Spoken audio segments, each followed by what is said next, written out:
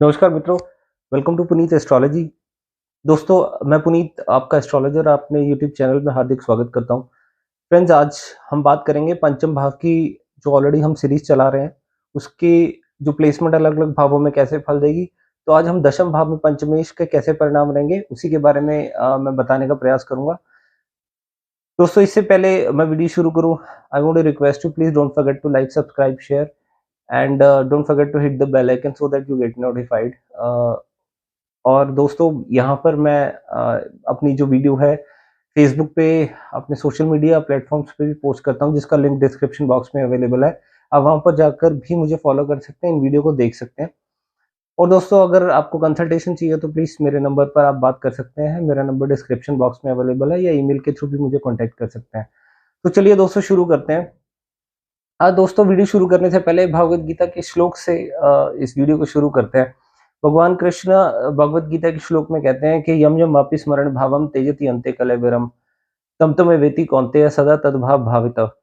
भगवान कृष्ण ने मरने की कला बताई है इस श्लोक के माध्यम से कि जब इंसान का अंत समय आता है तो उसको अपना जो भी मन को हृदय में स्थित करके कैसे ओम का उच्चारण करते हुए प्राण त्यागने चाहिए, सो दैट कि अंत समय में, क्योंकि जब ये जो अंत समय होता है वो आत्मा का परमात्मा से मिलन का समय होता है। उस समय भी अगर आप सांसारिक भगवान की बानी बनाई हुई माया में लिप्त रहेंगे या उनके बारे में सोचते रहेंगे, तो वो समय फिर कहते हैं कि जिस अंत समय में जिस वासना का विचार करता है इंसान, उसी के अनुरूप उसका अगला जन्म होता है। तो भगवान कृष्ण कहते हैं अंत समय में चाहे वो कितना ही पापी क्यों ना हो, कितने भी बुरे कर्म क्यों ना किए हों, अंत समय में अगर वो अपने मन को हृदय में स्थित करके ओम का उच्चारण करते हुए अगर प्राण त्यागता है तो वो सीधा मोक्ष को जाता है। तो चलिए दोस्तों, अब हम अपने टॉपिक पर आते हैं। यहाँ मैं बात कर रहा था पंचमेश की स्थिति जब छठे भाव दशम भाव में होगी। सबसे पहले दोस्तों, पंचम भाव की ऑलरेडी आपको एट्रीब्यूट तो मैं पहली सीरीज में पहले बार बहुत बार बता चुका हूँ कि पंचम भाव हमारे बच्चों के बारे में बताता है, प्रथम संतान के बारे में बताता है, हमारी एजुकेशन है, हमारी जुआ सट्टा लॉटरी का भाव है, हमारी माँ का धन स्थान है, हमारे प्रेम के जो लव अफेयर्स होते हैं जिससे हमें प्यार हो जाता है, ये सब चीज़ें पंचम भाव बताता है। हमारी क्रिएटिविटी बताता है, हमारी जितने भी हम कितने क्रिएटिव हैं, हम डांसर बनेंगे या नहीं, हम फ़िल्म इंडस्ट्री में। पंचम भाव हमारे मंत्रालय का भी होता है, क्योंकि ये दशम से अष्टम भाव है। बट ये है कि यहाँ से जितने भी बड़े-बड़े मंत्रालय देखे जाते हैं, मिनिस्ट्री देखी जाती है। तो इसका संबंध अगर दशम भाव से जुड़ेगा तो कैसा होगा? सबसे पहले दोस्तों, हमें ये देख लेना चाहिए कि पंचम भाव अगर एक तो राजयोग है, यू विल इट विल मतलब आपको क्या होगा ना कि लैंडेड प्रॉपर्टीज के मालिक बन सकते हैं, राजयोग में है। पर राजयोग फलित होने के लिए बहुत सारी कंडीशंस होती हैं, पर जनरली केंद्र और त्रिकोण का संबंध है, अच्छा है। लगन से तो बहुत अच्छा है, बाकी चीजों के लिए हो सकता है कुछ थोड़ा बहुत नेगेटिव हो, पर लगन से पंचम और लगन से दशम का संबंध बनना अच्छा है, राजयोग है। इसके अलावा दोस्तों, दशम भाव हमारा कर्म स्थान है, हमारी आजीविका है। पंचम भाव हमारे बच्चे होते हैं, तो आपकी आजीविका यानी कि आपके बच्चों के थ्रू चल सकती है। आपके बच्चे आपको कमा कर दे सकते हैं, ऐसी पॉसिबिलिटी रह सकती है। एजुकेशन का भाव है, आप टीचिंग प्रोफ़ेशन में हो सकते हैं, क्योंकि पंचम भाव से हम टीचिंग प्रोफ़ेशन देखते हैं।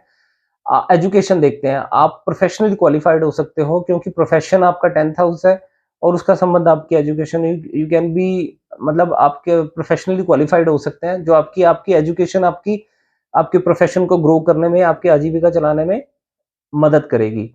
और पंचम भाव क्योंकि हमारे प्रेम का भाव भी होता है, प्रेम भाव आप ऐसा हो सकता है कि आपको ऑफ़िस में किसी से प्रेम हो जाए, आपका लव अफ़ेयर हो जाए, या आपके बॉस के साथ ही कुछ ऐसे संबंध हो सकते हैं। अगर ये पाप प्रभाव में है तो ये प्रेम संबंध खराब भी हो सकते हैं, बहुत ज़्यादा इलिसिट रिलेशनशिप हो सकती है। इस पोज़ीशन के साथ ऐसा दिख रहा है। और क्योंकि ये बहुत ही कार्मिक कनेक्शन है, क्योंकि ये पंचमेश अपने से छठे भाव में गया है। छठा भाव जो होता है वो ऋण चुकाने का होता है, ऋण का होता है। तो आपके बच्चों के ऊपर, आपका आपके घर में ऐसे ही बच्चा प्रथम संतान हो सकती है जिसके साथ आपके कार्मिक कनेक्शन जुड़े हुए हैं। वो अगर पाप प्रभाव में है तो उसके कारण आपको पीड़ा होगी, अगर वो शुभ प्रभाव में है तो आपको बेनिफिट दे सकती है। बट बच्चे के लिए पोज़ीशन ठीक नहीं है, क्योंकि पंचमेश अपने से छठे भाव में गया है। लगन से अच्छी है, आपके लिए बेनिफिट हो सकता है, पर बच्चे को कुछ हद तक परेशानी हो सकती है। क्योंकि दशम भाव नेम फेम का भी होता है, मैंने आपको बताया था कि दशम भाव नेम फेम देता है। तो दशम भाव जो होता है ना वो आकाश तत्व को रिप्रेजेंट करता है, आकाश में, हाइट में। तो आपके बच्चे की वजह से आपको बहुत ज़्यादा नेम फेम मिल सकता है ना? पर नेम फेम के लिए हमें ये भी देख लेना चाहिए कि ऐसा नहीं होता कि एक होता है अच्छा नेम फेम, एक होता है बुरा नेम फेम। आपकी बदनामी होगी या सांसारिक तौर पर मतलब नेम फेम क्या है? पब्लिक आपको जाने, किसी कर्म के लिए, किसी काम के लिए। तो अगर पंचमेश आपका बहुत स्ट्रॉन्ग पोज़ीशन में है तो आपको आपके बच्चे की वजह से बहुत नेम फेम मिल सकता है, उनका नाम हो सकता है।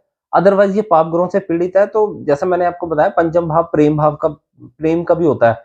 ऐसा भी हो सकता है कि आप किसी के साथ प्रेम संबंध में जुड़े हुए हैं जिसके कारण आपका कुछ नेगेटिव इंप्रेशन पब्लिक के सामने आ जाए, आपकी कोई वीडियो वायरल हो जाए, नेगेटिव वीडियो जिसके कारण आप पब्लिक में बदनाम हो जाते हो, तो नेम फेम तो मिल गया ना आपको, चाहे वो नेगेटिव मिला है या पॉजिटिव मिला है। अच्छा भी मिल सकता है, बुरा भी मिल सकता है, डिपेंड करता है कि भी आपका यहाँ पे संबंध किस तरीके से जुड़ रहा है ना? अब पंचम भाव यानी कि स्पेकुलेशन का होता है, शेयर मार्केट का हो सकता है, तो आप अपना प्रोफ़ेशन बना सकते हैं इसको। शेयर मार्केट का काम खोल सकते हैं, कोई जुआ सट्टा लॉटरी का आपकी कोई शॉप हो सकती है या आप इस तरीके से काम करें। तो क्योंकि ये आपका 4th हाउस को भी एस्पेक्ट कर रहा है, हमेशा इस बात का ध्यान दें कि अगर आपका पंचमेश दशम से चौथे को संबंध जुड़ रहा है उसका, तो आपको बच्चों के कारण सुख-सुविधाएँ मिल सकती हैं। और उसके लिए कंडीशन ये है कि आपका ये अगर पंचमेश शुभ है, शुभ प्लैनेट है, तो ये आपको 4th हाउस को प्रोटेक्ट करेगा। 4th हाउस से मिलने वाले गेन्स हैं जितने भी मदर लव, प्रॉपर्टी, वाहन का सुख आपको मिल सकता है। तो हमें अगर ये अशुभ प्लैनेट है तो वो इन चीज़ों का नाश करेगा, तो वो चीज़ें आपसे छिन जाएँगी या हो सकता है वो चीज़ें आपको मिले ना। क्योंकि शुभ ग्रह होगा तो वृद्धि करेगा, अशुभ ग्रह अगर आपका 5th लॉर्ड होके 4th को एस्पेक्ट करेगा तो वहाँ पे अशुभ कामों में वृद्धि करेगा, उन चीज़ों का नाश करता है।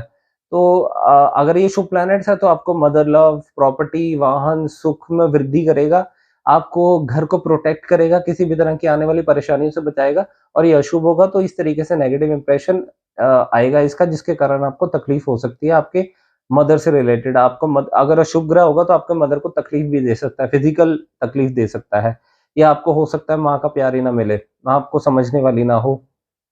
ऐसी चीज़ें दिखती हैं।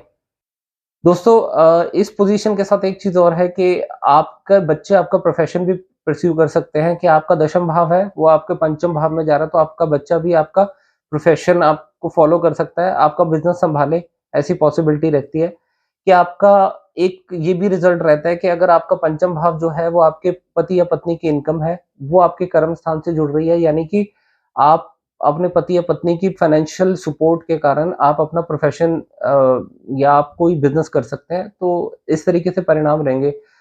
और दोस्तों मैंने ये बताने का प्रयास किया इस वीडियो में आपको कि आपके पंचम भाव के दशम में कैसे संबंध रहेंगे और अगर आपको ये वीडियो पसंद आए तो प्लीज़ चैनल को ज़रूर सब्सक्राइब कर दें। मैं और भी वीडियोज़ लाता रहूँगा जिससे आपको और मदद मिले इस चैनल के माध्यम से। तो दोस्तों please do subscribe and don't forget to like. अगर आप कमेंट करेंगे, कोई आपकी क्वेरी है, आप कमेंट बॉक्स में मुझसे पूछ सकते हैं। मैं पूरी कोशिश करूँगा उसको जवाब देने के लिए और अगर आपको कंसल्टेशन चाहिए तो आप मुझसे डायरेक्टली बात कर सकते हैं। Thank you very much for watching the video. Will catch you in the next video and till then you take care. जय श्री कृष्णा।